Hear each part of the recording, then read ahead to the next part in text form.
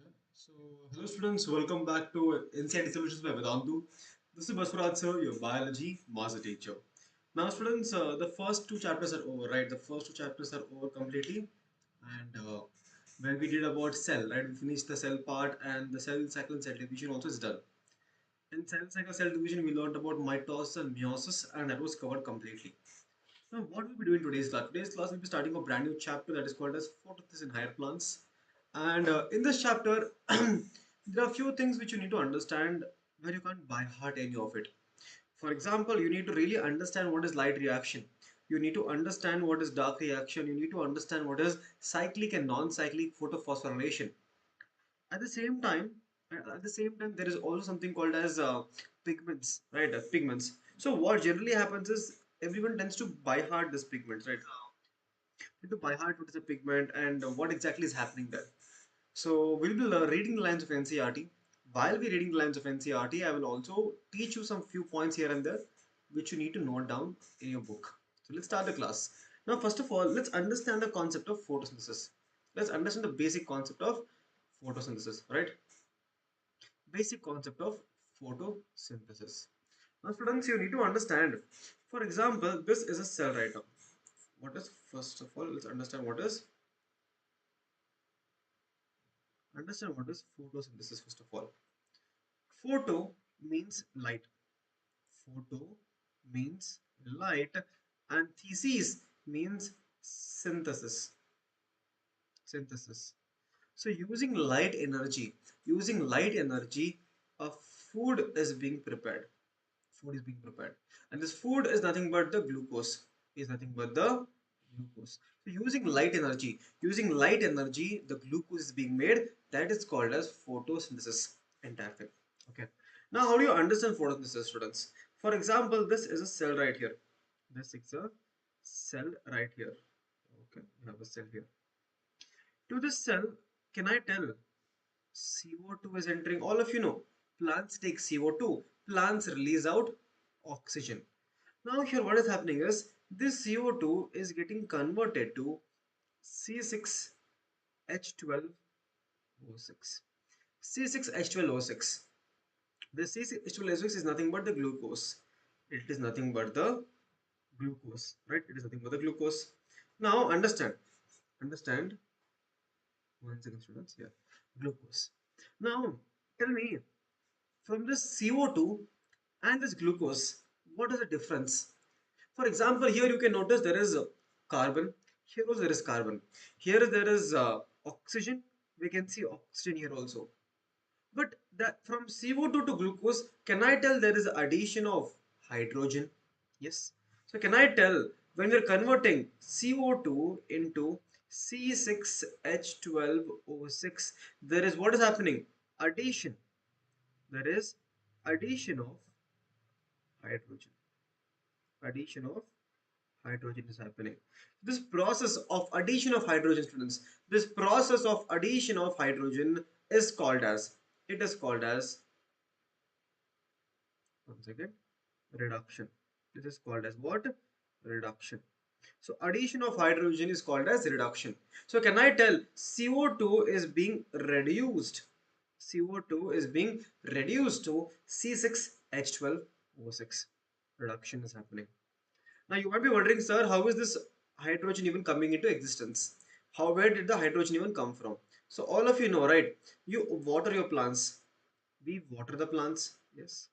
From this particular water which has been added here, this hydrogen is actually being added here. So all of you know, plants take in carbon dioxide. Plants take in hydrogen. So this CO2 is getting converted to glucose, and to that glucose, hydrogen donor is none other than the water. Water is the hydrogen donor. Hydrogen donor. Hydrogen donor. And if hydrogen is being added here, what is the fate of oxygen? The fate of oxygen is very simple. That is, this oxygen right here is removed out of the cell. Oxygen is removed out of the cell. That's what we say, right? That's what we say. Plants take in CO2 and plants release oxygen. And it is the same oxygen which we breathe in for respiration also. aerobic respiration. Clear, students? I believe all of you are understanding the simple concept. That is, CO2 is entering the cell. This is a typical plant cell. Typical plant cell. CO2 is entering. CO2 is being reduced to glucose. And for this glucose, then it needs a hydrogen donor. The hydrogen donor is nothing but the water. So for hydrogen donor, water, this H2 is being transferred to the glucose and oxygen is released as a byproduct here. So this is what happens. This is what happens in the case of your plants. In the case of plants, that's how the glucose is being made. Now students, in this step, plants require sunlight. All of you are aware, in the process of photosynthesis, plants require water. So plants require sunlight. Plants require sunlight. So sunlight is also falling on this particular cell. Now students, you tell me, if a particular cell is able to absorb the light or absorb the energy, which type of reaction is it? Is it an endothermic reaction or exothermic reaction? Obviously, you tell me, sir, it is a endothermic reaction because energy is being consumed, energy is being absorbed, the sunlight energy is being absorbed here. Endothermic reaction. The first point here is what? Addition of hydrogen. Can also tell CO2 is being reduced to glucose. The second point is endothermic reaction, and the third main point here is inorganic substance. Inorganic substance are used, such as your water, it could be CO2, it could be sunlight. Inorganic substance is used to convert it to a organic substance, into our organic substance. Example, glucose. Glucose is an organic substance. So inorganic to organic conversion is happening. Inorganic to organic conversion is also happening here. Okay. Now apart from that, here water is splitting. Water is, see, if water is losing hydrogen. So loss of protons or loss of electron. This is called as oxidation. This is called as what? Oxidation. Oxidation. So can I tell this water right here, it is losing the protons. So can I tell water is oxidized? Water is oxidized because it is losing the protons. Water is being oxidized, and that H plus is taken up by CO2 and it becomes reduced. So CO2 is being reduced here, endothermic reaction, inorganic to organic conversion is happening, and water is being oxidized. This is the entire basics of photosynthesis in higher plants. If you understand the concepts in this one slide right here, if you understand all the concepts, your chapter will become very easy to understand in detail right now. Okay. Hmm? Clear all of you? Clear, I believe there should be no doubt, right? There should be no doubt regarding any point here. This is what is happening inside a cell. CO2 is entering. CO2 is converted to glucose. How is it converted? Addition of water. CO2 is receiving the electrons. Addition of hydrogen is called as what? Addition of hydrogen is called as reduction is happening. At the same time, water is losing the protons. So can I tell water is being oxidized? Inorganic substance is converted to organic substances. This is happening in the plant cell. And since energy is being absorbed here, sunlight, I will also call it endothermic reaction. Endothermic reaction. Clear? Endothermic reaction. No. No, students. Now let's read the lines of NCERT.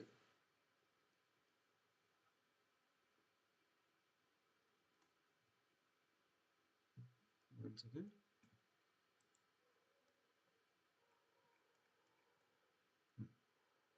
I hope it is visible to all of you. I hope it is visible to all of you. Let's read the lines of NCERT now. Okay. All organisms, let me change the color here, students. All animals, including human beings, all animals, including human beings, depend on plants. They depend on plants for their food. Obviously, you might be getting the food from the supermarket. You might be getting the food, fruits from the local vegetable vendor. But where is the fruits, vegetables, and this wheat, barley, and rice coming from? Every single thing is coming from the plants. So if there is no plants, there is no food. Understand the basic thing. Okay. Now, have you ever wondered where plants get the food from? Obviously, plants cannot go and buy food from somewhere, right? So they cannot buy food from somewhere. So plants have to prepare their own food. They have to make their own food. Green plants, in fact, make or rather synthesize the food they need, and all the other organisms depend on them for their needs. Understood? So plants are preparing the food, and all the other organisms, such as your humans, dog, cat, pig, cow, everything, every single animal is dependent on the plants. Every one of us is dependent on the plants for the nutrition. If one day, if plants decide, no, I don't want to give the food to anyone, all of us will die eventually, because the food is always, the main source is always plants. You might ask me, sir, I eat fish, I eat chicken. But what is the chicken eating? The chicken is actually eating the plants only. So unless the chicken eats the plant, can you eat the chicken? No. Simple. Right? So green plants make or rather synthesize the food they need through photosynthesis. So photosynthesis is a process in which plants prepare their own food. Plants prepare their own food. Yes. I'm reading the chat here. Tanisha, hello. Sony, hello. Yes. And therefore called as autotrophs. So autotrophs are the organisms which can prepare their own food. What are we? We are called as heterotrophs. Okay. Now green plants carry out photosynthesis is a physico-chemical process. Very important line. Very important line. Your photosynthesis is actually a physico-chemical process. Now what is the meaning of it? Understand. What is the meaning of this? Why is it called a physico-chemical process? Why do we call it a physico-chemical process? Understand. Because there are certain physical things and chemical things. Both are happening here. Same time, there is something called as physical properties as well as chemical properties.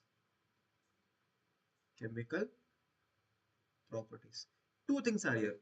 Two things are here. For example, in physical properties, in physical property, is there absorption of light is happening? Yes.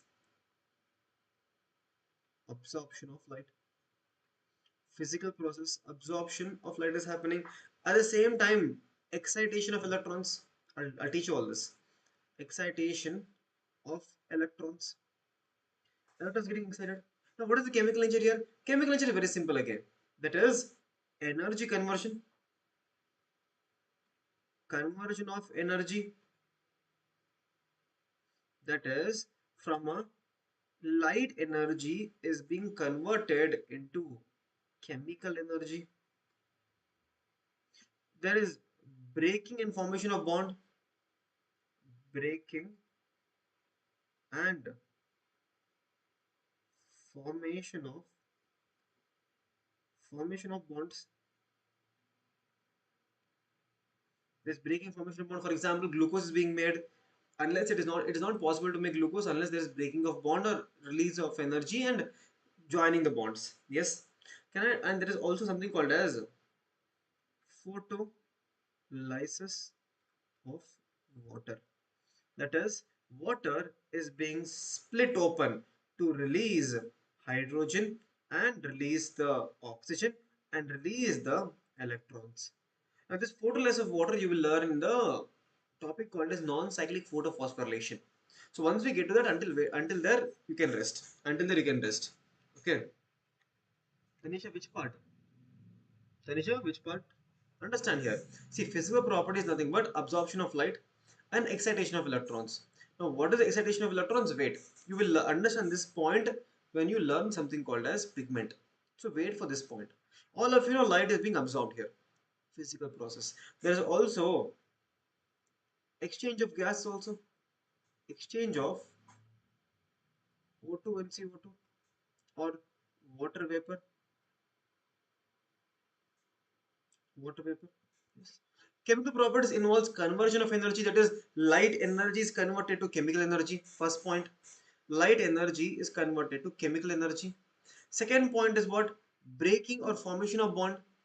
For example, I told you CO2 is getting reduced to C6H12O6. Is it possible unless you break the bond and form a new bond? Unless you break a bond and form a new bond, this is not possible at all. So for this to happen, there has to be a breaking of bond and formation of bonds. Okay. The last part is called as photolysis. The meaning of photolysis is splitting of water. You will learn this concept in your non-cyclic photophosphorylation, but in the first slide, right, students? In the first slide I mentioned here, can you see here? Water is used. See, can I see? Water, this hydrogen is given to glucose. So water, unless the water is splitting, this hydrogen cannot go here or this oxygen cannot be released. So what is happening? There is splitting of water. You will learn this in non-cyclic photophosphorylation. Clear, students? Now let's read ahead. Now let's read ahead. Process by which a physico-chemical process. It is a physico-chemical process. Okay, it's a physico-chemical process. Understand? By which they use light energy to drive the synthesis of organic compounds. I told you, organic compound is made. That is nothing but the glucose. Glucose. Ultimately, all living forms on Earth depend on sunlight. All depend on sunlight for compounds. Ultimately, all depends on sunlight for the energy. If there is no sunlight, there cannot be life on Earth. Very difficult it will become. Okay. The use of energy from the sunlight by plants doing photosynthesis is the basic basis of life on Earth. So if the plants, understand, if the plants were not able to trap the energy, if the plants were not able to trap the energy and convert the trapped energy into chemical energy, there would be no life on Earth. Okay. There would be no life on Earth. Okay. Now, photosynthesis is important due to the two main reasons. Why is it important? Obviously, the first thing is food. If there is no plants, there is no food, right? It is the primary source of all food on earth. No plants, no food. Be like plants. Okay. It is also responsible for the release of oxygen. Second one is release of oxygen. First one is food. Second one is oxygen. If there are no plants, there will be very less oxygen and we cannot survive. We cannot survive because we keep on releasing CO2. We keep on releasing CO2 unless the CO2 is taken and converted to glucose. We cannot survive because we need glucose. All of us need glucose. Okay. Now, students, let's see what we know now. What do we know? Okay. Let us try and find out what we already know about photosynthesis. Some simple experiments you have done in the earlier classes. Some simple experiments are there. Okay. Let's understand. The experiment will prove what? The experiment will prove one thing. The experiments will prove one thing. The experiments will tell you why chlorophyll is important. The experiments will tell you why light is important, why CO2 is important for a photosynthesis to take place. If there is no chlorophyll, there is no photosynthesis. If there is no light, there will be no photosynthesis. If there is no CO2, there is no photosynthesis not happening at all. The same goes for water also. No water, no photosynthesis. So now we will do a series of experiments to prove that the following is the right answer. Okay, ready? No. The first experiment. You may have carried out, you may have carried out an experiment. You may have carried out the experiment to look for starch formation of two leaves. For example, students, right now I have two leaves here. Can you see? This is called as a variegated leaf. This is called as a variegated leaf. The other leaf is a very normal leaf. If you want, you can take, but in this one leaf is enough actually. Let me show you. Take a normal leaf. Okay. Or we'll focus on variegated leaf here. We'll focus on variegated leaf here. Okay. Now what is happening here is, in this variegated leaf, the meaning of variegated is that it has a variable amount of chlorophyll. It has a variable amount of chlorophyll. Amount of chlorophyll. Variable amount of chlorophyll. Can you see here? In some regions, in the darker regions, there is more chlorophyll here. In the darker regions, there is more chlorophyll, and in the lighter regions, there is almost no chlorophyll at all. No chlorophyll at all. Such a leaf which has variable amount of chlorophyll, that is called as variegated leaf. It is called as variegated leaf. Now you take this leaf and when it is attached to the plant, obviously, when it is attached to the plant, take the leaf and keep it in sunlight. Keep it in sunlight. Now what do you notice here? After some time, if you add iodine solution to it, if you add iodine solution to it, Wherever we had the dark green regions, wherever we had the dark green regions, the green regions will turn into blue black. Blue black. Why, students? Why? Why the other place is not affected? The answer is very simple. Because in the dark green regions, what is there? In the dark green regions, we have the chlorophyll. We have the chlorophyll in the dark green regions. If there is chlorophyll, can I tell photosynthesis is happening there? Yes. If photosynthesis is happening there, can I tell there is a formation of starch or glucose? Yes. And this starch and glucose is reacting with iodine and it is forming blue black color. Blue black color. Now, what if there is no chlorophyll here? If there is no chlorophyll, no photosynthesis. If there is no photosynthesis happening, no starch. No starch, no blue black color. So this simple experiment tells you, the simple experiment about variegated leaf tells you that chlorophyll is important and only if chlorophyll is present, there will be starch formation. And if you can notice here, in the light yellow regions here, can you see in the light yellow regions, there is no chlorophyll and hence there is no starch. No starch, no blue-black color. Simple experiment done. Yes, iodine is compulsory because iodine can react with the starch.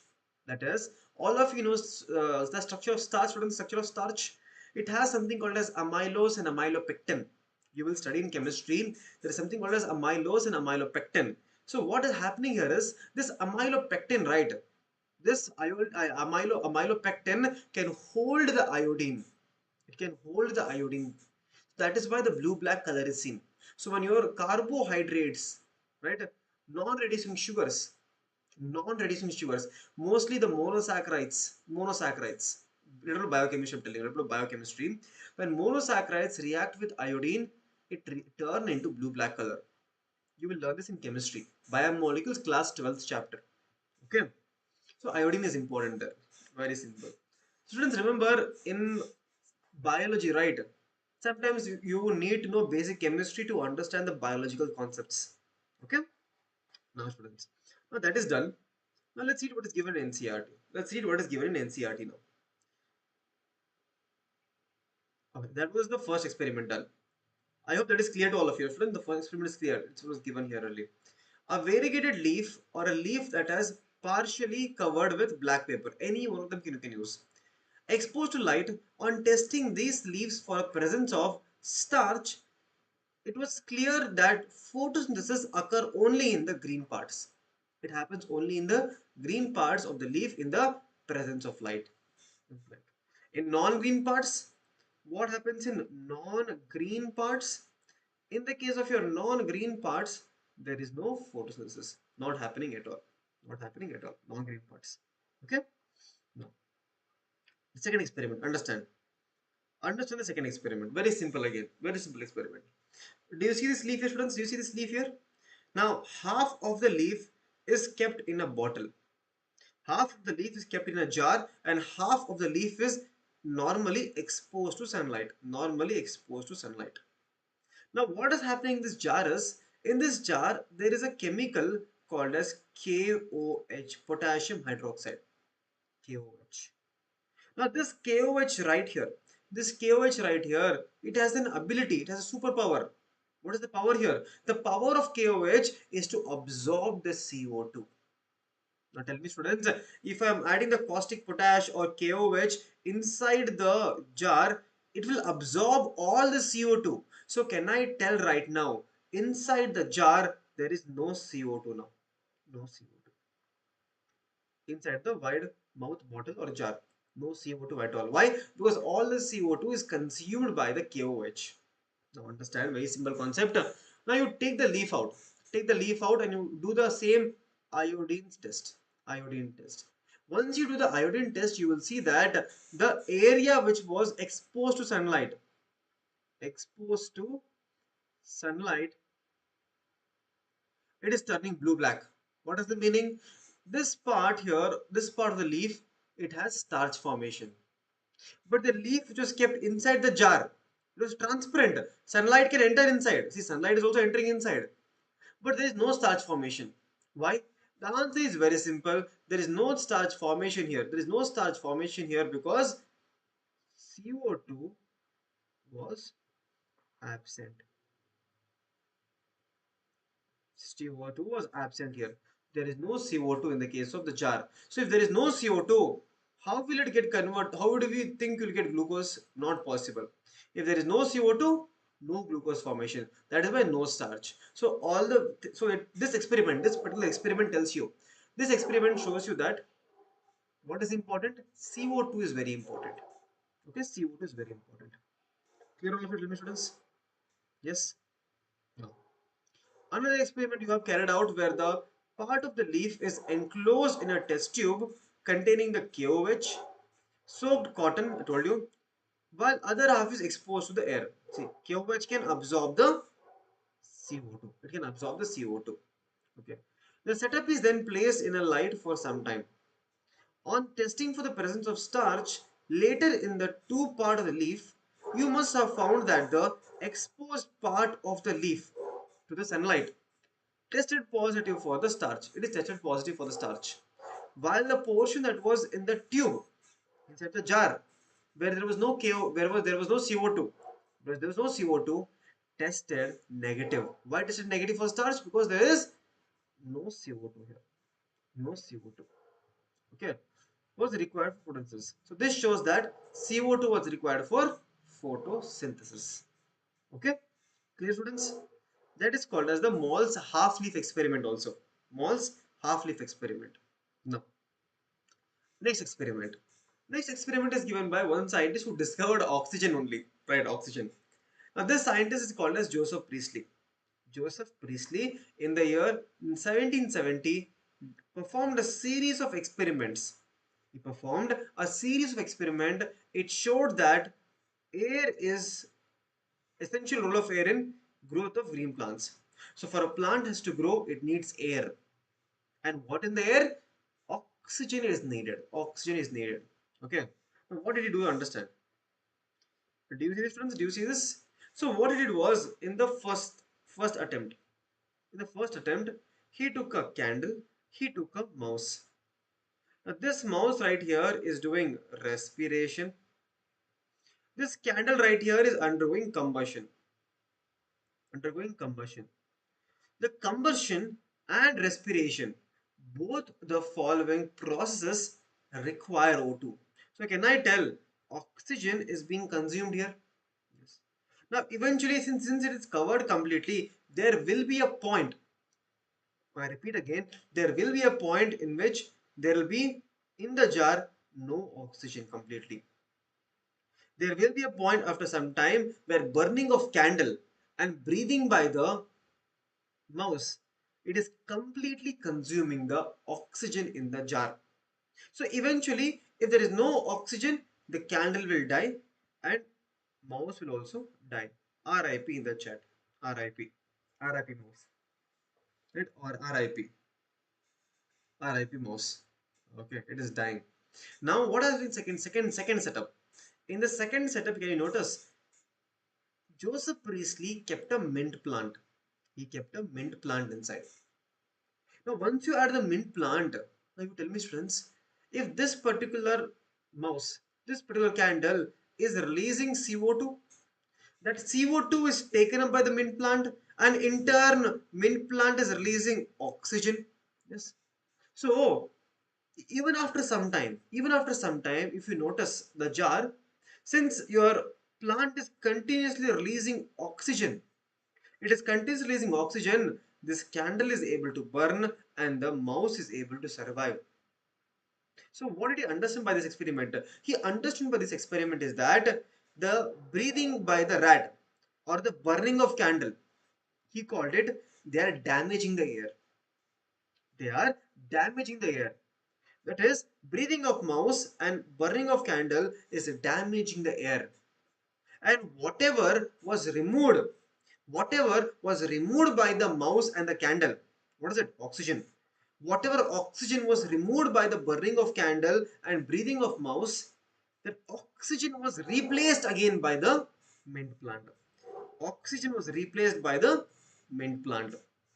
Okay, I believe all of you understood the concept. Similarly, a mouse that would suffocate in a closed space after some time. Even the burning of candle, right? He concluded that. What did he conclude? He concluded that the burning of candle or animal that breathe the air both somehow damage the air. They what did they do? They completely damage the air, breathing as well as burning of candle. Now, but when he placed a mint plant in the same bell jar, he had a mint plant inside. He found that the mouse stayed alive. Why? Because plant restored the air. What did plant restore? Plant restore the oxygen. Whatever breathing of animals and burning of candle completely removed. Very simple. So this experiment shows that oxygen is released when photosynthesis is happening and plants are taking in carbon dioxide. Understood all of you? Understood? So plants are taking in carbon dioxide and plants are releasing out the oxygen, taking in carbon dioxide. Now, now so do you see this one more scientist? His name is Jan Ingenhouse. His name is Jan Ingenhouse. So what this Jan Ingenhouse did was he used a similar setup. He used a similar setup to Joseph Priestley. He used a similar setup to Joseph Priestley, but there was one main difference. He did his experiment in daytime and in nighttime. And he noticed that when he did the experiment in the daytime, they were releasing of gas bubbles near the green part, leaf part bubbles. And he knew these bubbles were nothing but oxygen. So we understand from this experiment is that since in the daytime bubbles are formed, in the night time there is no bubbles. What is the meaning? In the night time there is no oxygen is being released. The meaning of this is what? Plants are able to do photosynthesis only in the daytime, and as a byproduct of photosynthesis, oxygen is released in the daytime. In the daytime. Why? Because photosynthesis is happening only in the daytime. Clear? The light reaction is happening only in the daytime. Light reaction cannot happen in the dark time, the night time. Clear all of you? I hope that point is clear to all of you. I hope that point is clear to all of you. Yes. And this was given by Jan Ingenhouse. See. Using a similar setup as used by Joseph Priestley, similar setup, by placing it in once in dark and once in light condition, Jan Ingenhouse showed that sunlight is essential for plants process that somehow purify the air fouled by the burning of candle or breathing of animals. Ingenhouse, in an elegant experiment with aquatic plants, showed that bright light, bright sunlight, small bubbles were formed around the green parts of the while in dark they did not. Later he identified that these bubbles to be oxygen. So oxygen is released. Oxygen is being released only in the daytime, not in the night time. Not in the night time. Okay. He showed that it is only the green parts of the plant that could release the oxygen. So can I tell roots will never release oxygen? No. Flower will release oxygen? No. Will the fruit release oxygen? No. The woody stem, not green stem, woody stem? No. All of these parts will not release the oxygen because in the following parts, there is no chloroplast. Okay? There is no chloroplast. Clear? Nice.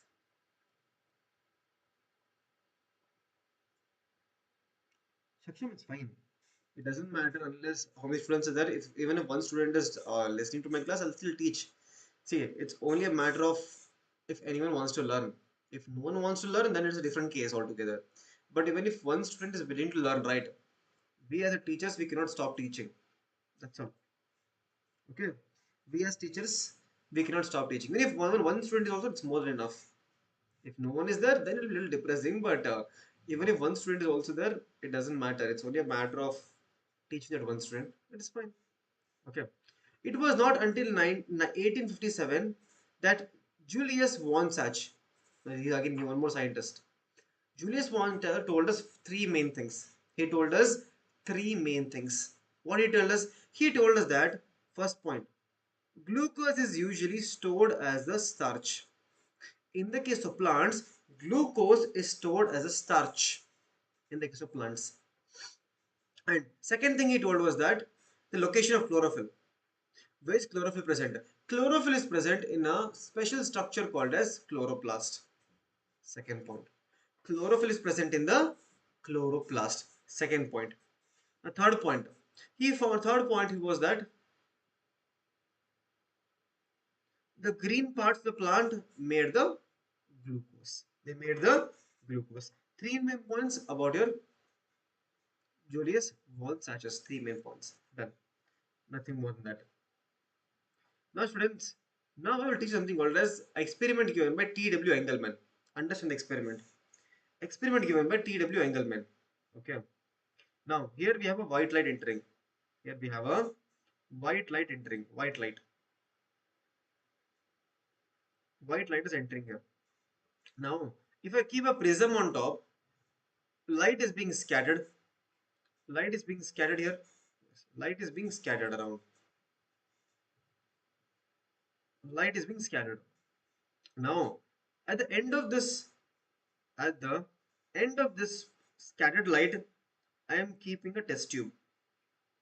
I am keeping a test tube here. Okay. Inside this test tube, I'm trying to grow an algae called as cladophora. A green algae called as cladophora. This algae is growing inside the test tube. Algae is growing inside the test tube. Now, in this test tube, we also have certain bacteria. In this test tube, we also have certain aerobic bacteria. We have aerobic bacteria inside. Aerobic bacteria. Tell me, students, all of you know. Tell me, does the aerobic bacteria love oxygen or does it not like oxygen? Tell me in the chat. Tell me, does it like oxygen or does not like oxygen? It loves oxygen. It loves oxygen. It's an aerobic bacteria. Aerobic bacteria. It loves oxygen. Loves oxygen. So what did we notice here is that after some time we notice that in this region right here and this region right here, in these two regions, we could see the proper accumulation of bacteria. After some time, what happened is in these two regions right here, lot of bacteria accumulated here. Lot of bacteria accumulated in these two regions. Lot of bacteria is accumulating inside the test tube. In two regions, more bacteria is basically getting accumulated, right? So what is happening here is in this region, which is the red region, this region, that is the blue region, what is happening in the red and blue region? In the red and blue region, can I tell here we have more oxygen? More oxygen. Why more oxygen? Because in this region there is more aerobic bacteria here. Aerobic bacteria is here. If more bacteria is growing here, it means there is more oxygen here. More oxygen means in this region more photosynthesis is happening. Why? Because all of us know oxygen is the byproduct of photosynthesis. So in this regions, in the red region and the blue region, in the red region, the blue region, if photosynthesis is happening more and more, it means that in these two regions, oxygen is more, photosynthesis is more. So basically, how some of you have favorite food, right? Like I have favorite chocolate called Reese's chocolate. Reese's chocolate is my favorite. Some of you like Kit Kat, some of you like Dairy Milk, right? So this plants, right? Plants also have a favorite wavelength of light. They also have a favorite wavelength of light in which they can grow really well.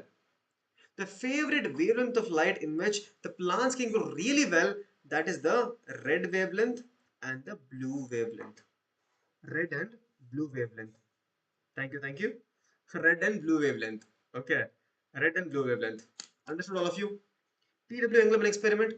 T.W. Engelmann experiment showed us that. It showed us that the action spectrum, first action spectrum, where the plants are able to plants at some particular wavelength, at a particular wavelength of light, photosynthesis is higher. That is action spectrum. Okay. Today is chocolate day. Such lies. There is no thing called a chocolate day. Okay. Or I don't know. Something might have happened behind my back. I don't even know because who remembers chocolate day and all? I can hardly remember my own birthday. Chocolate day. Okay. Now let's see what is given here. By the middle of the 19th century, we didn't finish. We didn't read this one, right? Previous one. Yeah, we didn't read this. Okay. Now consider the interesting experiment done by T.W. Engelmann experiment. Okay, T.W. Engelmann experiment. Using a prism, he split the light into spectral components and illuminated it on a green algae called as cladophora algae. So he took the prism, split the light, and illuminated the light on the cladophora algae, green algae.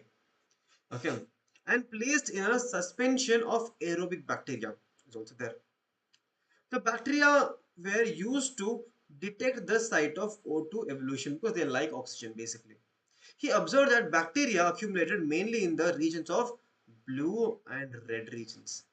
Only in the two main regions all the bacteria got accumulated. Why? Because in that region oxygen was more. In that region photosynthesis was more. Yes. And hence the first action spectrum of photosynthesis was thus described. It resembles roughly the absorption spectrum of chlorophyll A and B also, which we will discuss later on. Okay. That was T.W. Engelmann experiment. T.W. Engelmann experiment. Next one. By the middle of 19th century, the key features of plant photosynthesis were known. That is, plants take in CO2, plants take in water. With the help of light, it converts into a glucose plus oxygen. Glucose plus oxygen. Now, students, here we have one more scientist. He is a microbiologist. That is called as Cornelis van Niel. Cornelis van Niel. This Cornelis van Niel was a microbiologist, so obviously he has to work on microbes. Obviously, he has to work on microbes.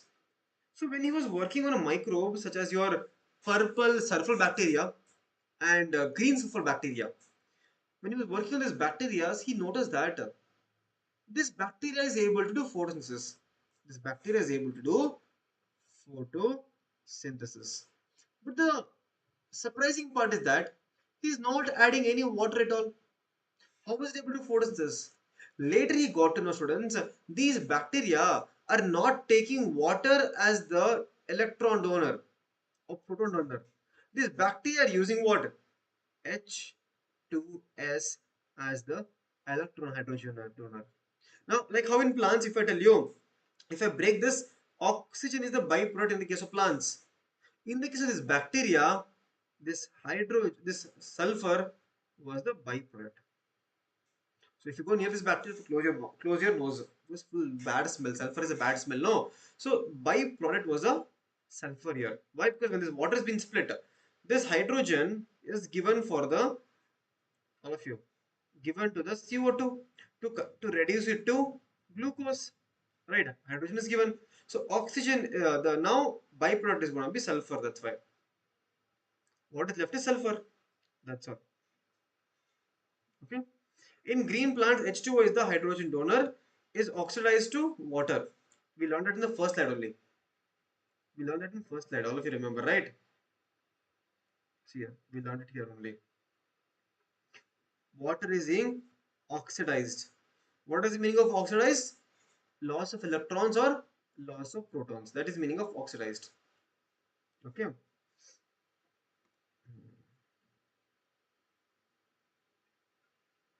Okay. When H2 was instead of hydrogen donor for purple and green of a bacteria, the oxidation product is sulfur or sulfate depending on or sulfate on depending upon the organism and not O2. See, in certain organisms, oxygen is not released, sulfur is released as the byproduct of the photosynthesis. Byproduct of the photosynthesis. Let's drink some water.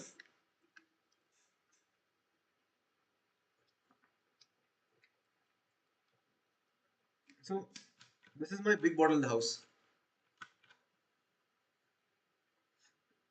You might have seen me getting this bottle to the office in the office time. This bottle, but in my house, do you see this? This is the bottle which I use in my house. Massive bottle. Every single day, at least three three of this bottle has to drink every single day. So that's 6 liters of water. That's 6 liters of water. Yeah, I know. Full biology day, right? Tanuja, you might be aware that Tanuja and Harishri, today evening also there's one more biology class. I hope all of you remember, right?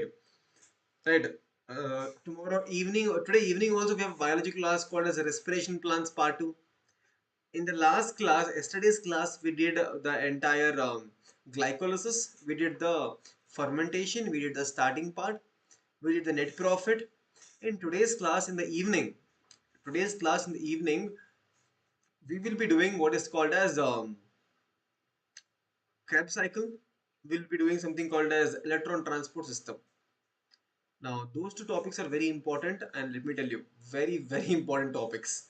So, yeah, full day biology today. Right? Enjoy. Enjoy the biology, lol. Okay. Now, hence, he inferred that O2 evolved by the green plants comes from the water and not from CO2.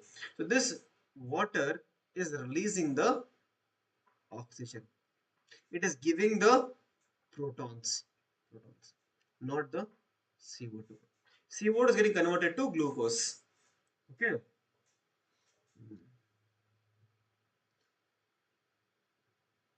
If you drink a lot of water, if you drink a lot of water, water is very important. See, like how plants require water for, for reduction, we also require water in our body very well. Okay, so stay hydrated always. So what did we do till now? What did we understand? The O2 released is from water, and this proves that using radioactive techniques. So using radioactive techniques, it was confirmed also later on. It was confirmed later on that yes, in this conversion, the water is split open, hydrogen is given here, and oxygen is released as a byproduct. Okay, so the oxygen is coming from water, not from CO2. CO2 is getting reduced to glucose. Okay, but description is a multi-step. But description is a multi-step process. It's called as photosynthesis. So remember, students, it is not a single step. There are multiple steps here. Many steps are happening, not one single step. Okay.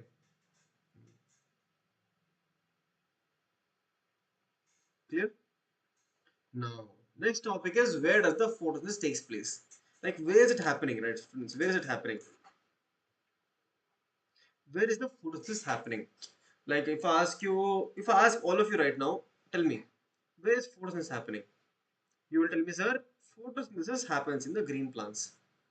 All of you tell me, photosynthesis takes place in the green plants. I'm like, okay, it takes place in green plants. Now, apart from green plants, can I tell it takes exclusively in the mesophyll cells? Mesophyll cells.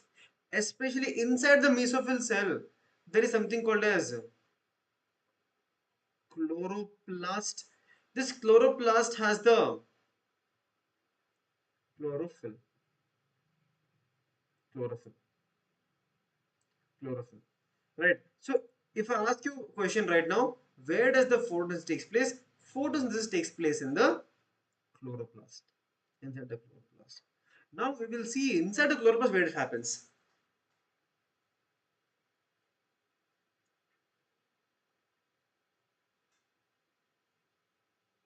Okay. Now we'll understand where does it happen inside the chloroplast. Okay. Now, for example, this is a chloroplast right here. And all of you know, chloroplast is a double membrane structure. Chloroplast is a double membrane structure. So let's draw two membranes. Let's draw two membranes here. Double membrane structure. This one is outer membrane. This one is the outer membrane. And this one is the inner membrane. Outer membrane and inner membrane. Okay. Now, if you look inside the chloroplast, there are this coin-like structure. Can you see? There are certain coin-like structure. This coin-like structure is called as thylakoid. It's called as thylakoid. Thylakoid. Now, what about the entire stack? This entire stack is called as grana. Grana or granum or granum. Same thing. Granum. So we have multiple coin-like structures. We have multiple coin-like structures here. Here one. There are multiple. Many are there. Many are there. Okay. Now, how are they attached to each other? These coin-like structures are attached to each other with the help of a connection. They're attached to each other with the help of a connection. The connection is called as stroma lamellae. The connection which holds the two different with the grana, that is called as stroma lamellae.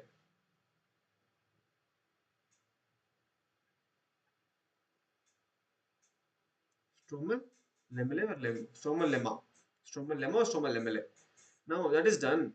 Now this here, like how a cell has cytoplasm, here also we have. Can you see this? This is called as a matrix.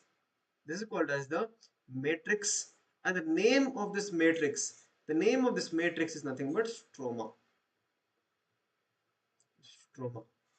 Name of the matrix is stroma. Apart from that, there will be ribosomes. There will be ribosomes will be there. There will be own DNA. There will be own you know own DNA will be there. Own ribosomes will be there.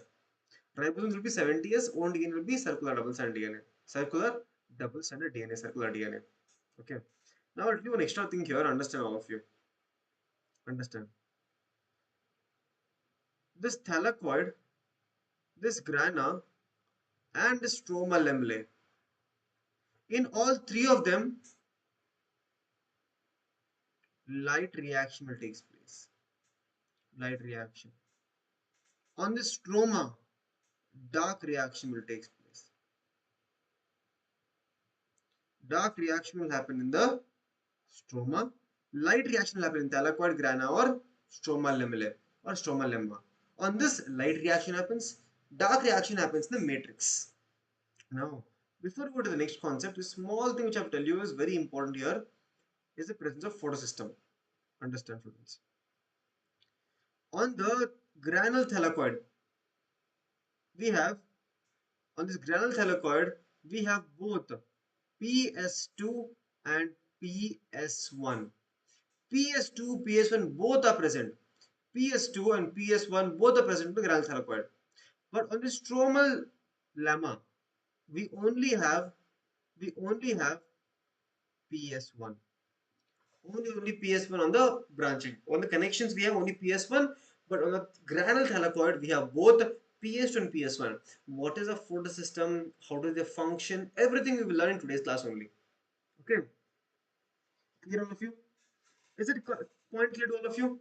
So light reaction is happening in the thylakoid, and in this thylakoid we have both PS2 and PS1. But on the stroma lamellae we only have PS1. Only have PS1 the stroma lamellae. Okay. Now, let's read NCERT.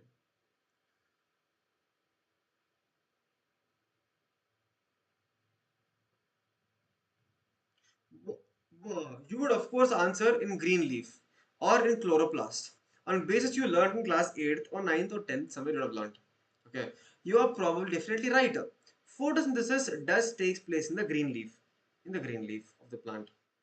But it does also in other green parts of the plant, such as stem. Green stem also takes place. Green stem also takes place. Okay. You would recollect from the previous unit that mesophyll cell in the leaves have large number of chloroplasts. Okay, they have large number of chloroplasts. Usually, chloroplasts align themselves along the walls of the mesophyll cell. If the mesophyll cells are here, if this is a mesophyll cell, if this is a mesophyll cell, students, if this is a mesophyll cell, all the chloroplasts All the chloroplasts will be seen on the walls. Can you see near the walls? All the chloroplasts will be arranged on the walls of the chlorophyll. See? So such they get optimum quantity of light, of incident light. So they are on the walls of the chloroplast, walls of the entire mesophyll cell. You have studied the structure of you have studied the structure of chloroplast in chapter 8, that is cell chapter. Okay, cell chapter. Within the chloroplast there is a membrane system consisting of grana, stroma lamellae, okay, and the matrix. There is a clear division of labor within the chloroplast. The membrane system is responsible for trapping of light. See, membrane system is basically the thylakoid and the stroma lamellae. Stroma lamellae and thylakoid can trap light energy and also synthesize of ATP and NADPH. In stroma, understand this is stroma. The enzymatic reaction synthesize sugar. So what do you understand, students? Right now we are understanding. Right now we are understanding, students, from the dark reaction. From the dark reaction which is happening in the stroma, we are getting what? Stroma, we are getting glucose. We are getting glucose. Okay?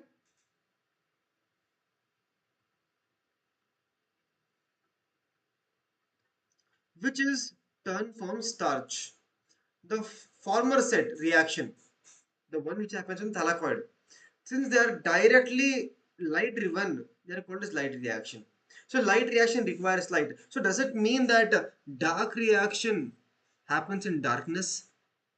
If light reaction is happening in the light condition, does it mean that the dark reaction is happening in darkness? No, does not mean that. The meaning of dark reaction is that the dark reaction does not require only light. It is not like it has to happen in dark reaction. No, no, no, no, no. The meaning of dark reaction is that it does not require light only. It does not require light at all. No, it does not require light at all. Okay, does not require light at all. That is the meaning of dark reaction. Meaning of dark reaction. Okay. And but if there does not require light, what is happening in dark reaction, friends? In the dark reaction, for example, this ATP and this NADPH are produced in the light reaction. They are produced in the light reaction on the grand thylakoid. In the dark reaction, this ATP and this NADPH are used in the dark reaction. Clear? So in the dark reaction, there will be no ATP formation, there will be no NADH formation. In fact, there will be use of ATP, use of NADPH from the light reaction. So dark reaction is slowly going to light reaction telling, please give me ATP and see, please give me NADPH and I will produce glucose. Okay. This should not be considered to mean that they occur in darkness. No, they don't happen in darkness or that they are not light dependent. Okay. This is what we learned, students.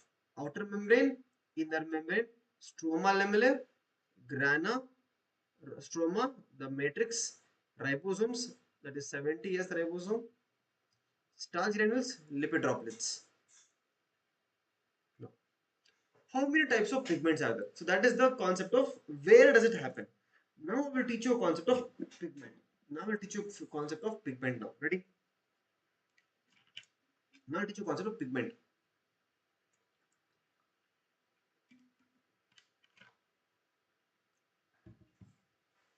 Now I'll teach you a concept of pigment. Understand.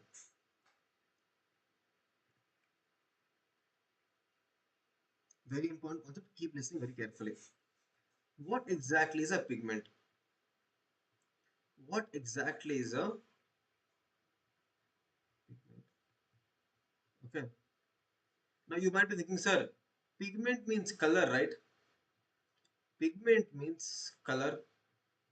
See, you're partially correct.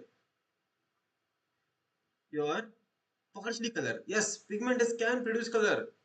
Pigments can produce color. But what is the main function of pigment, friends?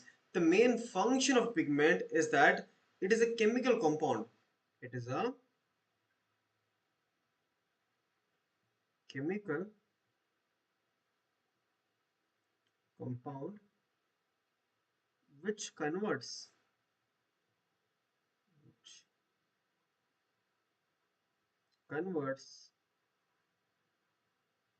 light energy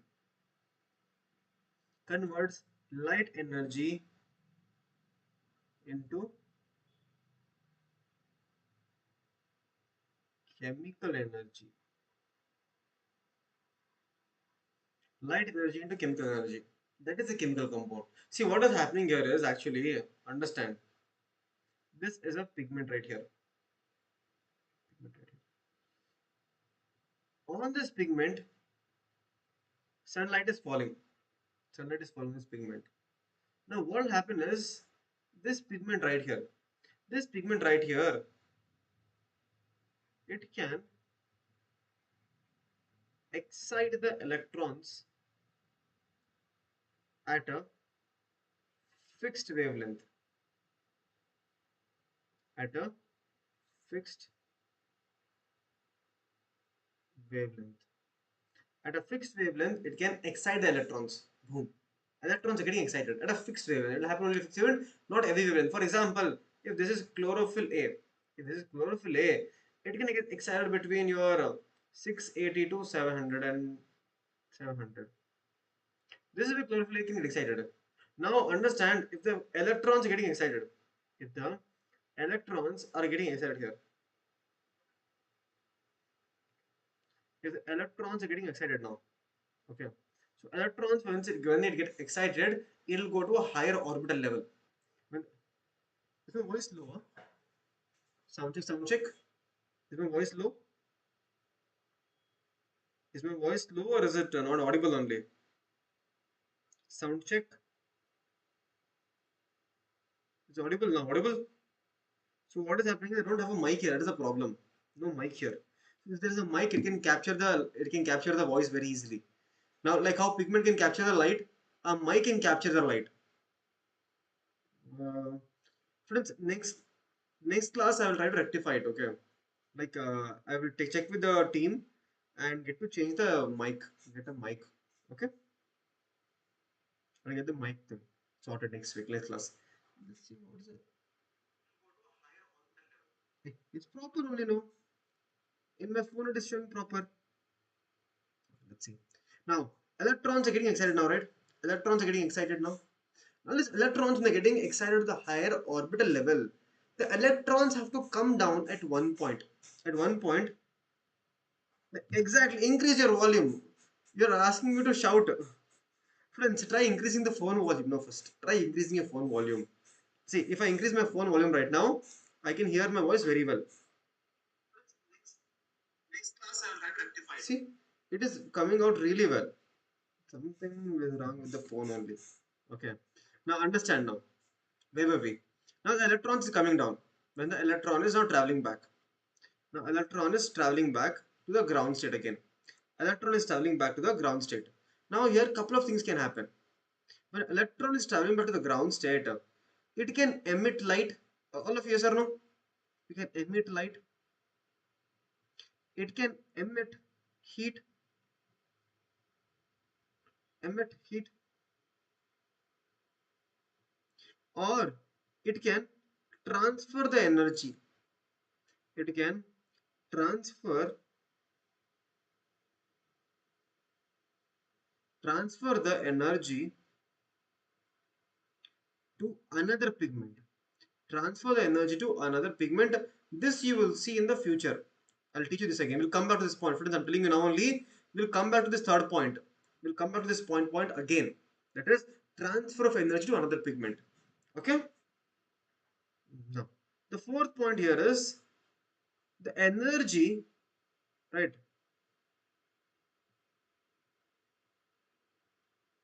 The energy which is produced here. The energy which is produced here. The energy can be used.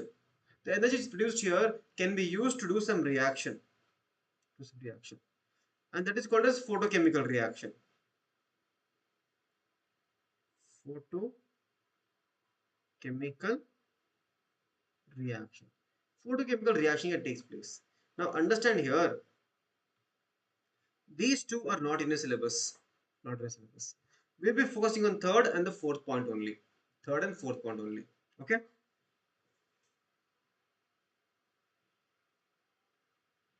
Exactly. Mic issue. Yeah, there's a mic issue. There's no mic here. No money to buy mic. So I will rectify it. I'll get the mic and we'll get the fixed. We'll fix the mic near the here or something. And next class you'll be able to listen to me very carefully. Now, students, you realize that in this classes I'm talking very slow and soft is because I want to conserve my energy little. And all of you are aware that, right? Yesterday we did a class for 3 hours in the night, and we did a class in the morning, we did a class in the afternoon, and today also we have a class in the evening.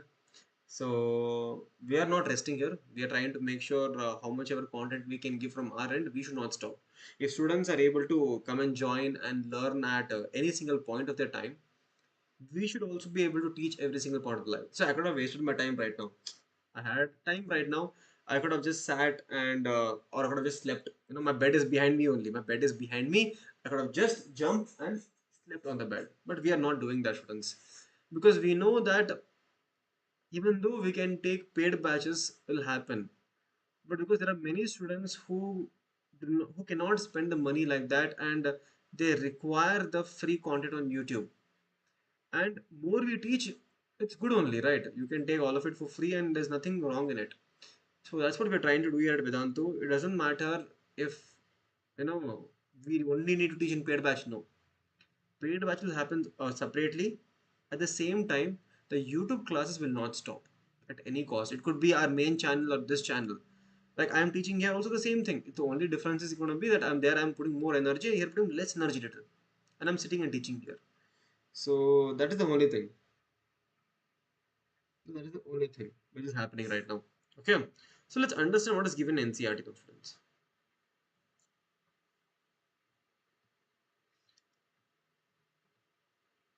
Read what is given here. Looking at the plants, have you ever wondered why and how there are so many shades of green in the leaves? Like you might have seen that if you take a typical leaf only, if you take a typical leaf, a leaf can be dark green, light green, it can show some red color, yellow color and all. Yes, yellow color also it can show, right?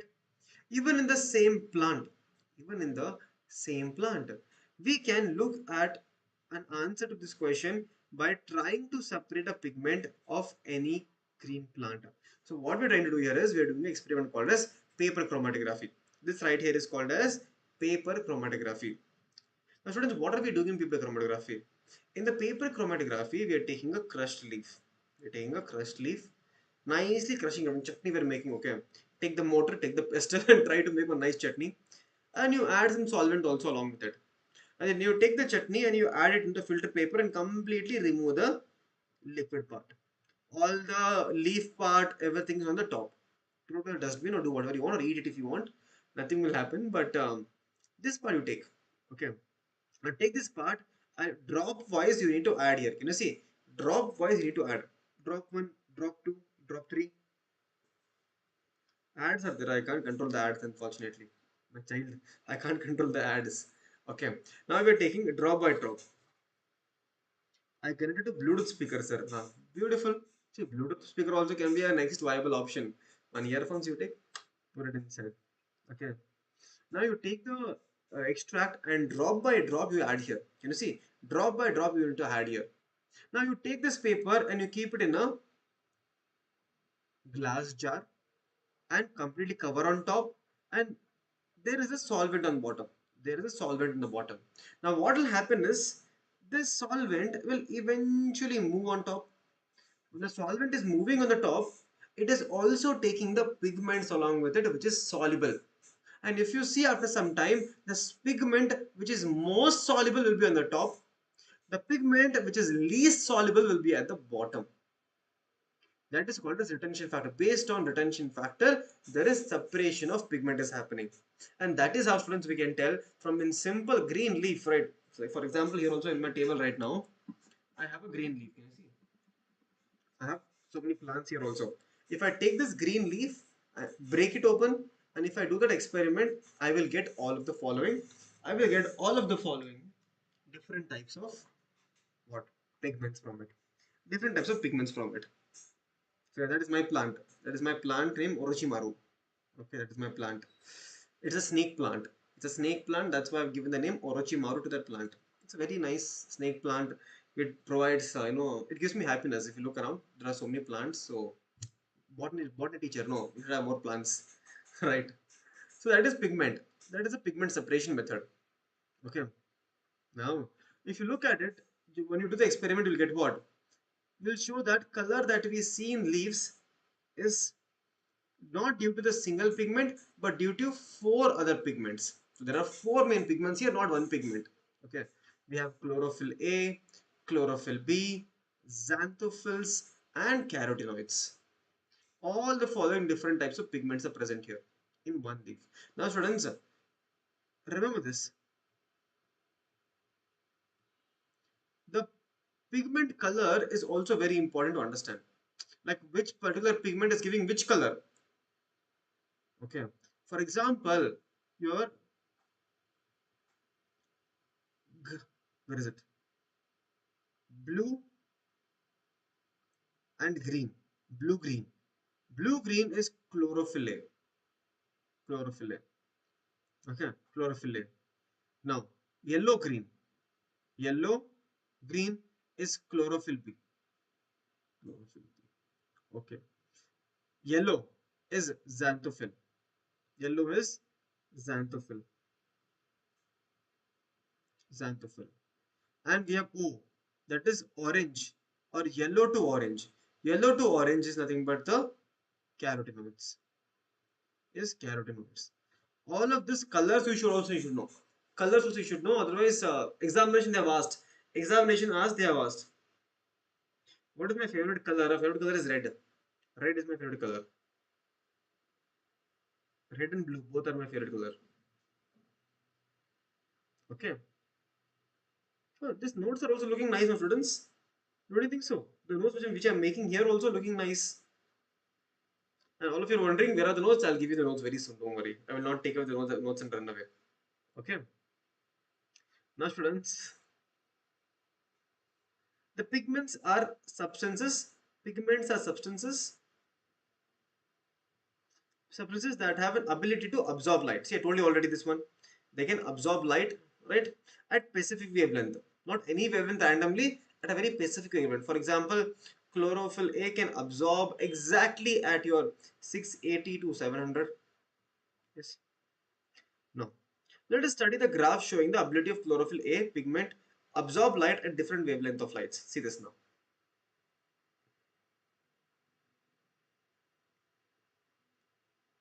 Are you able to see the students? Are you able to see the graph? Are you able to see the graph here? Yes. Now, if you notice here, the first one, the first one is called as your absorption spectrum. It's called as absorption spectrum. Now, what is here in absorption spectrum, students? In absorption spectrum, you can tell which wavelength, which wavelength of light, which wavelength of light is absorbed by whichever pigment. For example, students, if you look at the following graph, you can tell that chlorophyll A is getting absorbed here. Chlorophyll A is also getting absorbed here. That is, it's getting absorbed at 450. It is getting absorbed at 680 nanometer. Chlorophyll A. Two different peaks for chlorophyll A. Similarly, for chlorophyll B also we have two pigments here. So this particular graph is showing which wavelength of light is better for which pigment. For carotenoids, it's yellow. Carotenoids, it is yellow pigment. Carotenoids don't get absorbed in the blue or red region or nothing. They like yellow. Okay, it's not actually yellow. It is this wavelength of light here. This wavelength of light. Whatever wavelength of light is here, that is best for carotenoids. Best for carotenoids. That is called as absorption spectrum. That is called as absorption spectrum. Construction adder. I don't know. I don't know. I can't control the ad friends. The second one is called as action spectrum. This is called as action spectrum. Now, what is the meaning of action spectrum, students? It tells you this. This one is telling you at which wavelength of light. At which wavelength of light photosynthesis photosynthesis is happening. Is happening. See here. If you look at this graph right here, so can I tell confidently if I look at this graph at this point right here and this point right here, in these two locations, I can tell photosynthesis is higher here. Photosynthesis is higher. So this action spectrum can tell you at which wavelength. This also is around 450 only. And this is around 680. At 450 and 680, photosynthesis is higher little. Photosynthesis is higher little. All of you agree with me that? Yes. Any doubt, students? Can you tell me in the chat? Any doubt there? Any doubt, students? Anyone? If there is no doubt, I will teach you one more concept right now. Understand very carefully. Your entire pigments can be divided into two categories. Pigments can be divided into two categories. First one, we have something called as the chief pigment. Chief pigment. The other one is called as the accessory pigment. Accessory Accessory pigment. The chief pigment is like the main pigment, that is chlorophyll A. Chlorophyll A. The accessory pigments are the separate accessory to it, such as your chlorophyll B, carotenoids, right? Carotenoids and xanthophyll, as well as xanthophyll. All of the following, chlorophyll A, chlorophyll B, carotenoids, xanthophyll, all of them are accessory pigments. Accessory pigments. Okay? Accessory pigment. Hmm. Clear? How is my pet Cash up? Cash is doing really great. I don't know what he's doing. I think he's sleeping somewhere down. Okay, no work. See, imagine the life. No worry in the world. Only thing you have to tell is bow bow and eat food and sleep food. Sleep aram se. Wake up again, say bow bow. Again sleep off aram se. Eat some food, sleep aram se. The food also is given to him. Nothing he has to do. Just say bow bow and look good and look cute. That's all is the life of my dog. Nothing he has to do. He doesn't have to. All he has to do is like other dogs in the wild, they run around, they do some work, and protect the sheep or anything. This guy nothing, and he doesn't even want to touch the floor. No floor, if he touches, his paws will hurt. Only the sofa, only the ultimate sofa. One step from the sofa down, paws will hurt. No, very dangerous. Okay, so yeah, I'll put him in Telegram. Don't worry, I'll show him in Telegram once. Meant. Okay. Now, students, here we learned about pigment, that is chief pigment and accessory pigment. Chief pigment and accessory pigment. I hope all of you know. Now, students, this chief pigment here, chlorophyll A, can also be called as reaction center. It can also be called as reaction center. Reaction center. And this accessory pigments can also be called as antenna. It can also be called as antenna. Now, what is the meaning of reaction center and what is the meaning of antenna? Understand very well. Understand this. Small concept is here. Okay. For example, here I have the main chlorophyll A, the main boss, the principal of the school, which is working at 680 nanometer principal. And we have many teachers in the school. Many teachers in the school. First one we have the chlorophyll B. Then we have the xanthophyll. Then we have the carotenoids. Then we have the. Carotenoids. Carotenoids will function between.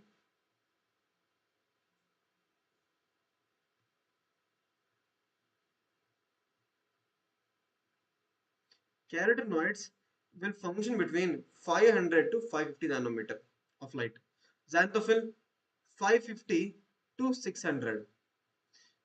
Chlorophyll B 600 to 650 or 680. Okay. Now understand, like how in the school, how inside a school, principal cannot take care of all the classes, right? So if we have different teachers who can, every single class will have a class teacher. The class teacher will report to the principal. Now here also what happens is, since your chlorophyll A, since your chlorophyll A can absorb the light of wavelength only at 680 nanometer, at a fixed wavelength, what about the rest of the light? The rest of the wavelength of light is absorbed by the carotenoids. Any light between 500 to 550 is absorbed by carotenoids.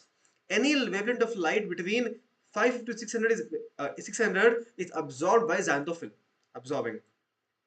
Any light of wavelength between 600 to 680 is absorbed by chlorophyll B. Now you tell me, students, in your school, in your school, in your school, what happens? In a school, your teacher can only make you stand out of the class, hands up, kneel down, that's all. Okay, hands up, kneel down, that's all. They can't give you the TC. They'll tell you, I'll give you TC. They can't give you TC. Who will give the TC? The TC is always given to the principal because the principal has the higher power. Here also in this case, your carotenoids, xanthophyll, chlorophyll B, they cannot do reaction. They cannot do reaction because they don't have the power or the enzymes to the reaction. They don't have the enzymes to do the reaction. No, it is not there. So since they do not have the energy or they don't have the enzymes to the reaction, what will they do? They will transfer all the energy to chlorophyll A. All the energy is sent to the chlorophyll A. Chlorophyll A. Now chlorophyll A, it is called as reaction center. Why? Because chlorophyll A can do the reaction. That is, excite the electrons. Electrons going to the outer orbital. That can be only be done by the chlorophyll A, called as the reaction center. It has the power and has the enzymes to do it. The other things, can you see this carotenoids, xanthophyll? All of them are just called as the antenna. They will take the light and they will give the light to the chlorophyll A. That is only their main function. Hmm. Clear? Clear all of you? Understood the meaning of antenna? Understood the meaning of reaction center? Meaning of reaction center, meaning of antenna? Yes. Antenna will take the light and give it to the chlorophyll A. Chlorophyll A is the reaction center which can do all the work. Okay.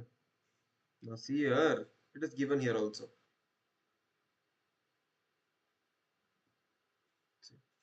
Showing the wavelength of light maximum. Okay, this was done. Now here, that is the blue region and the red region. Blue region and the red region, there is more photosynthesis. Hence, we conclude that the chlorophyll is the chief pigment associated with the photosynthesis. Chief pigment. Now here, students, if you look at this graph, now this graph right here is the overlapping. This graph right here is the overlapping of this graph and this graph. If you overlap both the graphs, you get something like this. And if you notice here, wherever there is absorption of light, in that region, even photosynthesis is happening. This is for chlorophyll A. Chlorophyll A, wherever light is being absorbed, photosynthesis is happening there. Happening. Now, but it is not completely overlapping. You can see in the following graph, in this 500 to 600 region, there is no absorption. There is no absorption of light.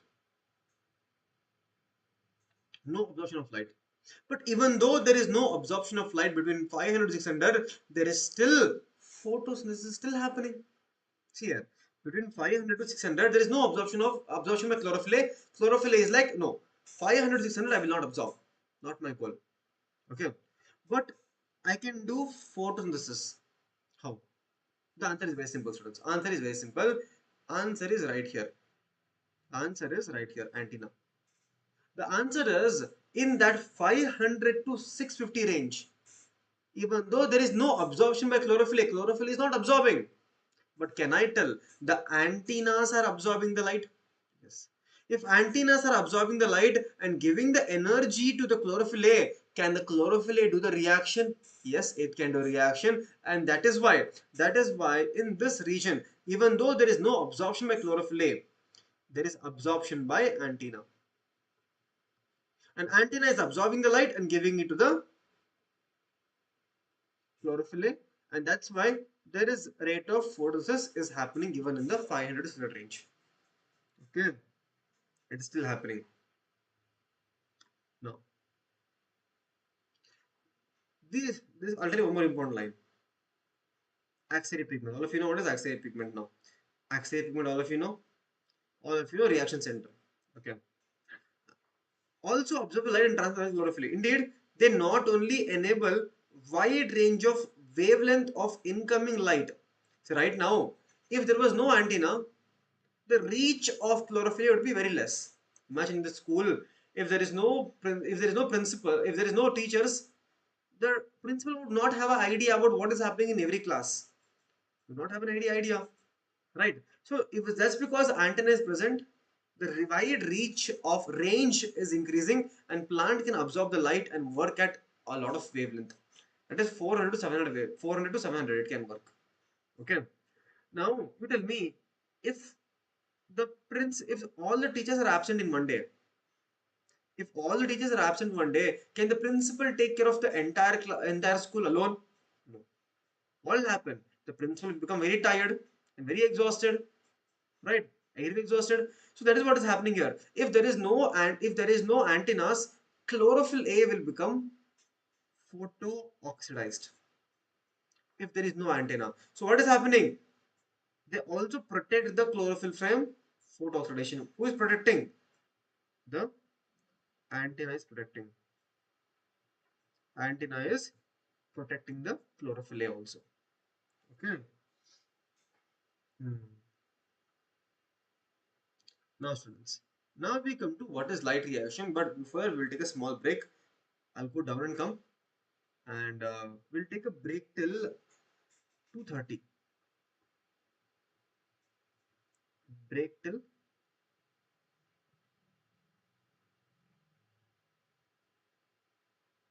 2:30. After we come back from the break, I will teach you what is the meaning of photosystem and everything, and then I will teach you something called as cyclic and non-cyclic photophosphorylation. Okay, break till 2:30.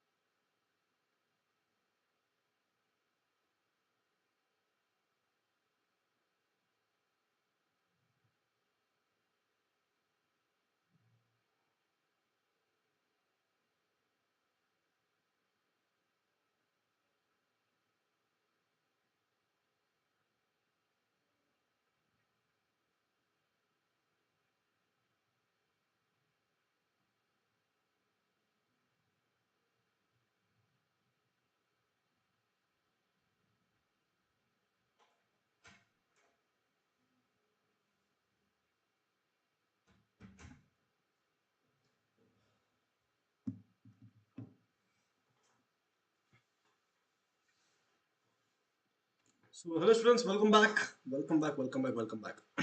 So where were we? Gone. Now let's read what is happening in the light reaction, right? What exactly is a light reaction? Let's read this. Now, the light reaction or the photochemical phase. Students, remember in the examination, right? Sometimes they'll give you called as light reaction, or sometimes light reaction can be written as photochemical reaction, or sometimes it can be written as just light reaction as such. Both the meaning is very same, very same. Okay. Okay. Now, including light absorption, water splitting, oxygen release, the formation of high energy chemical like ATP and NADPH, several protein complexes are involved in the process. So, what is the light reaction? What all is happening? Light reaction. Let's write down. They can ask you sometimes what is the outline of light reaction is. What is happening? First of all, light is getting absorbed here. Light absorption is happening. Then we have something called as water splitting. Water is splitting here. Oxygen is evolved. Oxygen is evolved. At the same time, there is formation of ATP, formation of NADPH, formation of NADPH. All the following is happening in your light reaction, and I will show you exactly where. Like I'll show you exactly where it happens in light reaction. Does it happen in the starting stage or last stage? Does it happen in non-cyclic or cyclic? What happens in cyclic? What happens in non-cyclic? All that we will learn in today's class. But before that, you need to understand a concept called as a small concept called as. Oh, I'm not given space here. Okay, I'll write it here only. What is the meaning of? What is the meaning of the light harvesting complex? Light harvesting complex. Light harvesting complex is nothing but it is made up of the pigments. Light harvesting complex is made up of pigments that is reaction center, both reaction center as well as the antenna. Together it is called as light harvesting complex. Light harvesting complex. Then what is photosystem then? What is photosystem? Photosystem is very simple again. Photosystem is made up of three main components. The photosystem is made up of three main components. The first one is light harvesting complex. It is made up of electron carriers and also certain enzymes. Enzymes. All together it is called as the photosystem. We have photosystem 1 and photosystem 2. The main difference is that in photosystem 1, the LHC is there, right? In LHC, the reaction center, the reaction center will work at 700 nanometer. Now, what is photosystem 2 then? Photosystem 2 is nothing but here in LHC. In this photosystem, the LHC is there, right? LHC, the reaction center will work at 680 nanometer. 680 nanometer. That is the main difference between photosystem 1 and photosystem 2 and what they work, on what wavelength they function. On what wavelength they function. Clear all of you? Now let's read what is given here.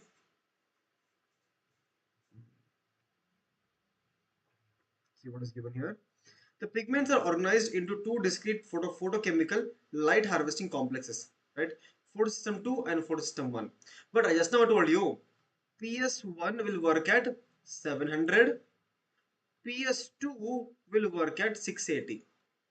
Now you ask me, sir, isn't 680 should come up and 7 should come down because now numerically 680 is coming first? No, that is not the case here. This is based on the discovery. PS1 was discovered first, that's why it is coming as 1.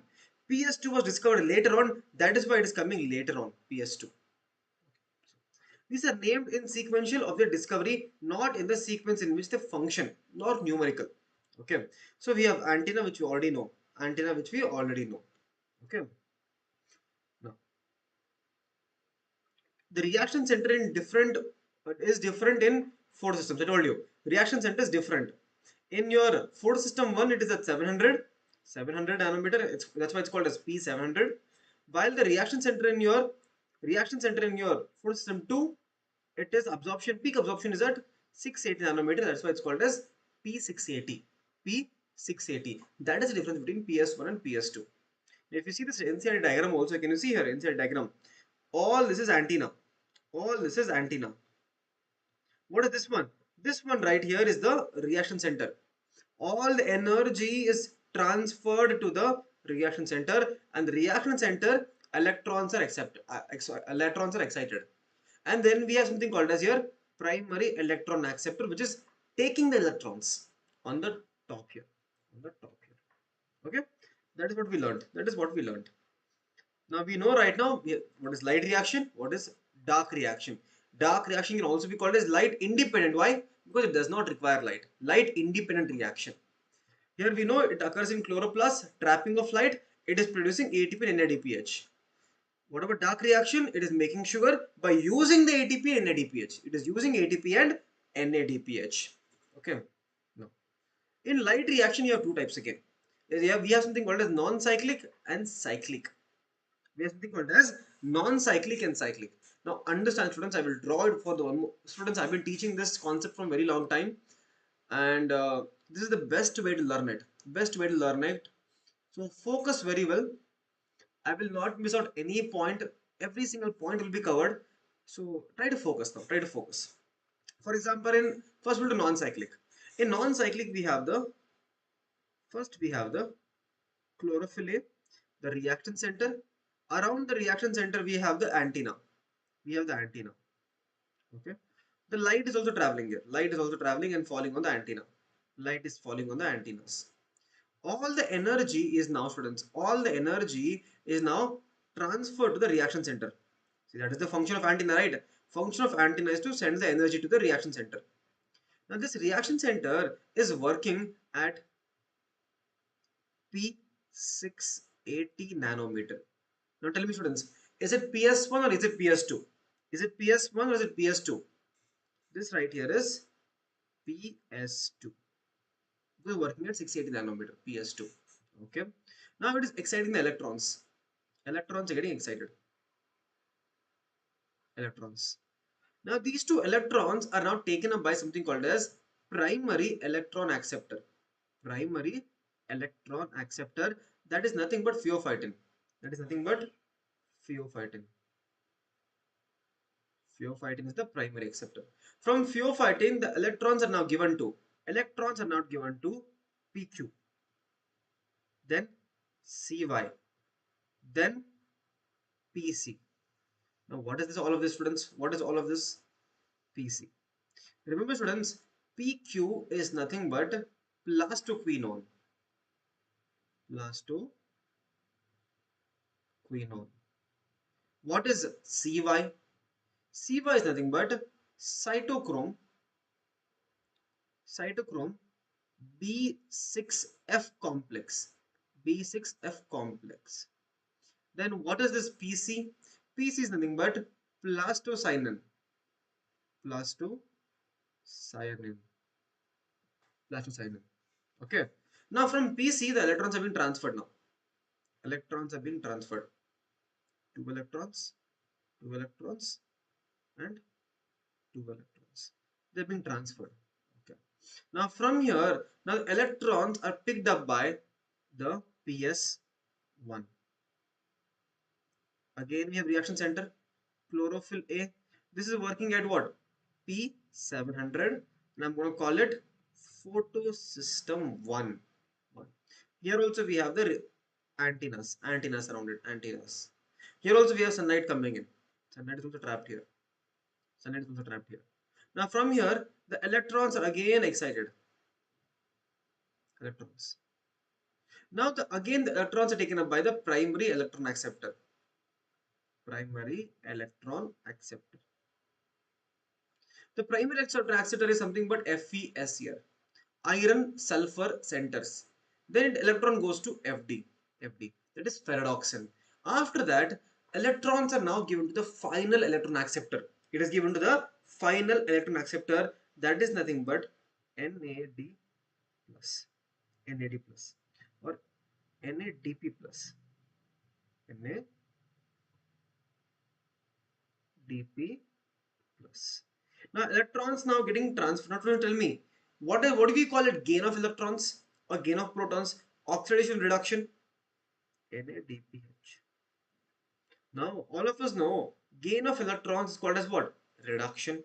This is now undergoing reduction. Now at this point, two protons are also coming from the stroma. Stroma. Electrons being consumed. That's why reduction is happening. The final electron acceptor is NAD plus is the final electron acceptor. Final electron acceptor is NAD plus. Okay, electrons are being sent down. Final electron acceptor. Two electrons, two electrons. Final electron acceptor. Now, students, if electrons are being sent here, can there be continuous supply of electrons? No. Electrons needs to be generated somewhere, right? There needs to be some source where electrons are coming from. The source of electron transfer is here in the chlorophyll, here in PS2. In PS2, what is happening is your water, can you see? Your water is being split here.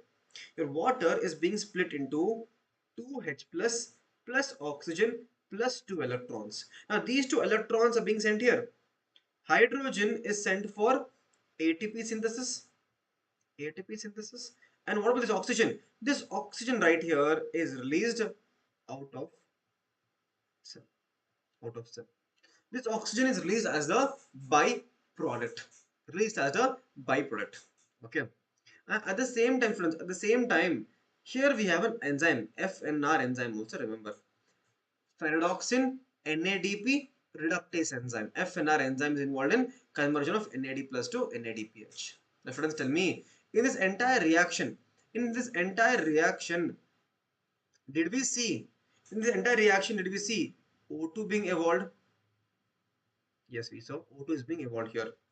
Did we see there is photolysis of water?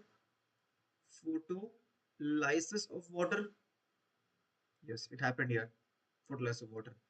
In this entire reaction between your PQ and CY, PQ and CY, we have one ATP formation also from ADP. Here, between PQ and CY, we have an ATP formation also here. Can you see? ATP is being formed here. So can I tell in this reaction, non-cyclic, ATP is being produced? In the same reaction, NADPH is also being produced. Yes, NADPH is also being produced here. Now, this is Z shape. It's going up, coming down, going up, coming down. I will call it Z scheme. We'll call it Z scheme. Z scheme. Z scheme. Also, it is called as non-cyclic in nature. Non-cyclic in nature. Z scheme or non-cyclic in nature. Okay.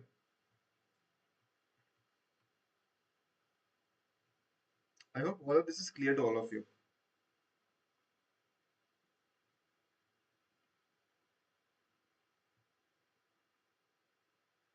Okay. This is separate.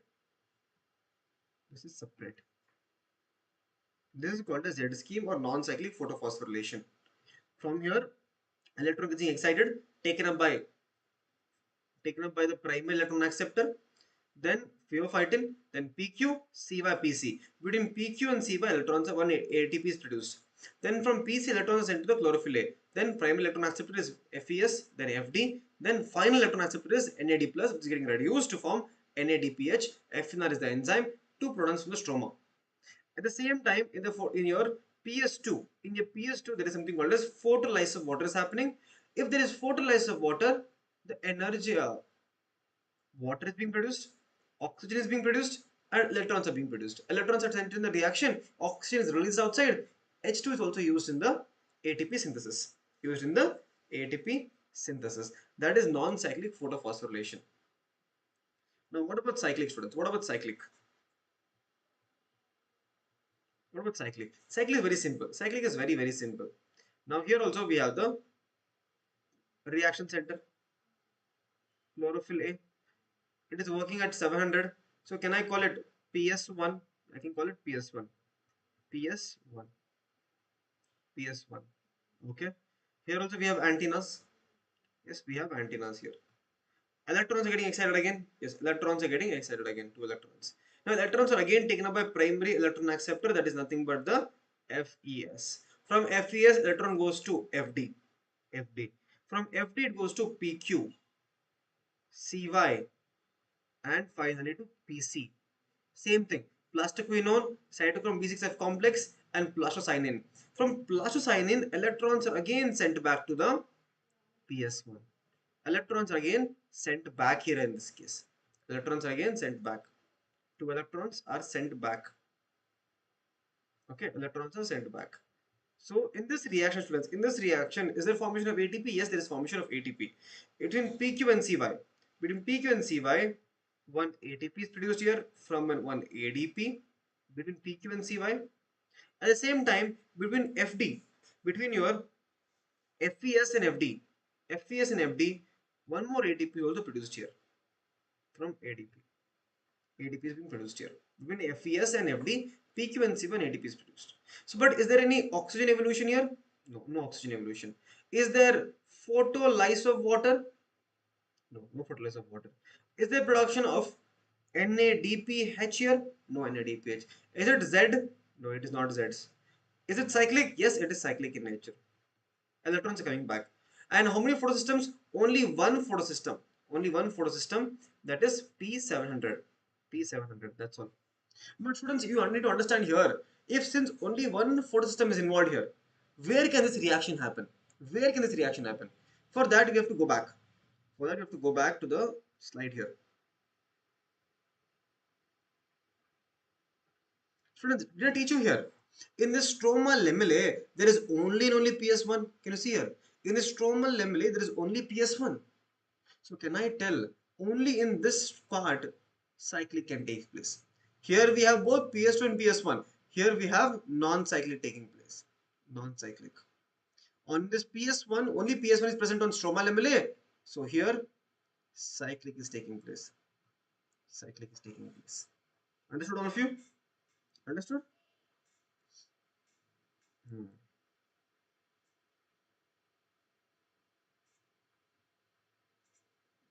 There will be no, both are done. See, read the ends of NCERT, it becomes very clear to you. Very easy now to understand the entire NCERT, okay? Very easy to understand. See here. In photosystem 2, the reaction center chlorophyll A absorbs at 680. See, 1 at 680. So 2 at 680. 2 at 680. The red light causes the electrons to become excited and jump into orbital further above. Okay. Which then passes to electron transport. Electron transport. What is electron transport here, students? Consisting of cytochrome. We learned that. This movement of electrons is downhill. So it is coming downhill. Can you see from here? It is coming downhill now. Downhill movement. This is called as downhill movement. Downhill movement is happening. That is PQCY Downhill movement of electrons. Downhill movement of electrons. In terms of oxidation reduction or redox potential scale, that is, the next electron carrier should have redox potential higher to take the electrons. If redox potential of your next photosystem is not higher, electrons cannot be taken. For example, here, if CY should have higher redox potential compared to PQ, then only it can accept the electrons very easily. If it is not higher, CY cannot take it. Understood? Beautiful lines of NCERT. The electrons are not used up and they pass through the electron transport chain, but they are passed on to the next, that is photosystem 1. From PS2 to PS1. From PS2 to PS2 to PS1. Electrons are sent now. Okay, electrons are sent. Electrons in the reaction center of PS1 are also excited by the wavelength light of P700. So 1 is at 700. Okay. Electrons are then moved downhill again. This time a molecule of energy, that is NAD plus. Addition of these electrons reduce NAD plus to NADPH2. See? Finally NADPH2 is produced. This whole scheme of transfer of electrons starting from PS2 ending with PS1 is called as the Z scheme. Final electron acceptor is NAD plus. Okay. This is what we learned.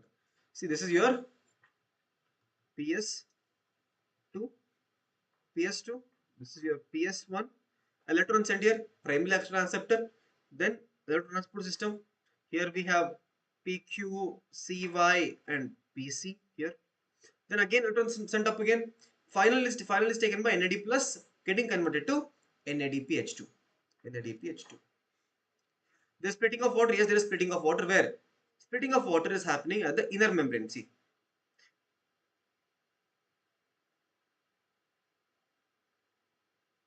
this line is very important.